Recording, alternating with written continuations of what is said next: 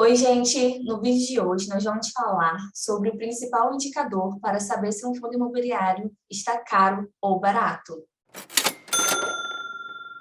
Fala, futuros investidores! Eu sou a Bruna. Eu sou Fernanda, nós somos do canal Enfermeiras Invest. Sejam bem-vindos no nosso canal. Bom, para a gente saber se um FII está caro ou está barato, não adianta só olhar o valor da cotação, mas a gente tem que olhar os seus múltiplos.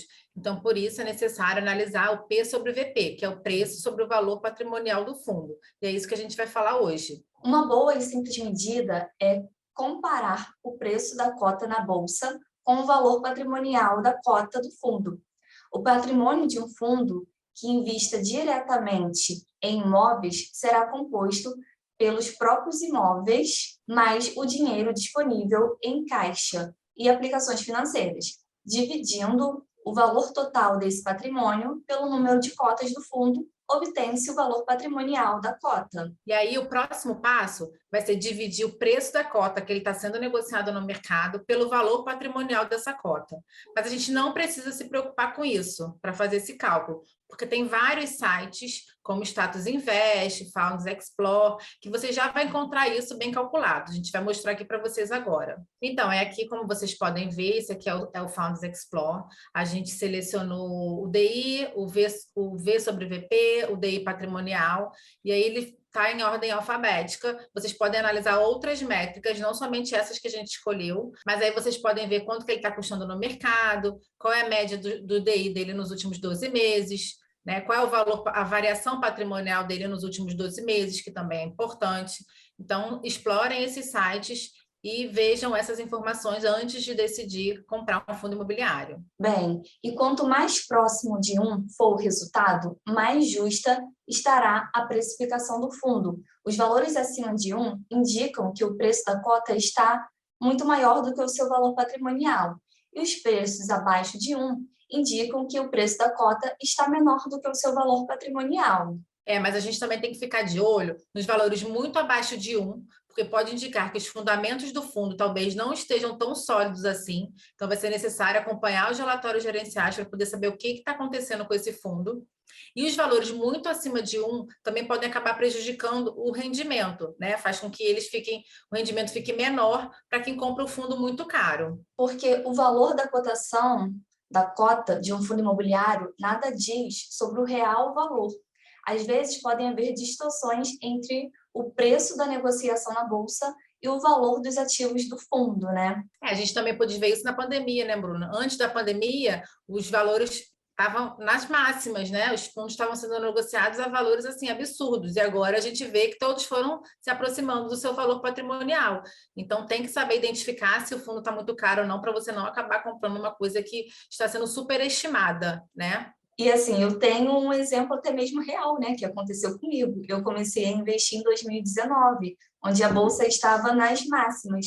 Então, eu comprei muito fundo imobiliário que estava acima do seu valor patrimonial. E quando a gente buscava essa relação para ver o que estava mais barato, todos estavam custando acima de um. Então, a gente acabava tendo que escolher dentre aqueles que estavam acima de um, que ainda estava com um pouco mais de descontos. Tanto é que até hoje eu tenho fundo imobiliário que ainda está abaixo ali do meu preço médio, vamos colocar assim, entendeu? Eu vou me lembrar de nunca mais reclamar de não ter começado antes, tá? Acho que eu comecei no momento certo, então. Exatamente, agradece. Isso aí.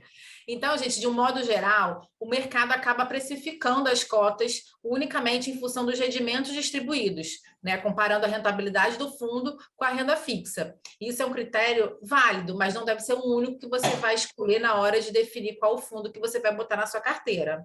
E a gente tem visto isso até mesmo com o aumento da taxa Selic, né? Onde os fundos imobiliários caíram muito de preço, né? E a gente daqui a pouco vai estar vendo que esse ciclo ele vai estar se alterando, porque quando a Selic começar a cair, os fundos imobiliários vão voltar a subir, pelo menos é o que a gente acredita, né? O que a gente já viu em outros momentos acontecer. Então, talvez a gente esteja no melhor momento para poder comprar esses fundos imobiliários mais barato. Por isso também que é importante entender o ciclo do mercado, né? Que todo mundo fala e muita gente não conhece. Porque quando você entende o ciclo, você sabe exatamente quando você tem que entrar e se em algum momento você precisar sair, você sair sem tomar nenhum prejuízo, né? E por fim, observe que a precificação de um ativo não é puramente matemática, né?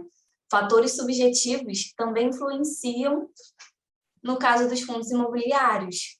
E outros fatores, como a liquidez, a concentração dos imóveis, ou até mesmo a diversificação daqueles imóveis, do patrimônio, a quantidade dos ativos, os seus locatários, tudo isso precisa ser levado em conta na hora de você escolher um fundo imobiliário, né? E entender, de fato, se ele está caro ou barato, né? A gente nunca pode escolher só um indicador e aquele ser o indicador que a gente vai usar, né? A gente tem que olhar um conjunto de indicadores para analisar se aquele FII é bom ou não, tá caro ou tá barato, né?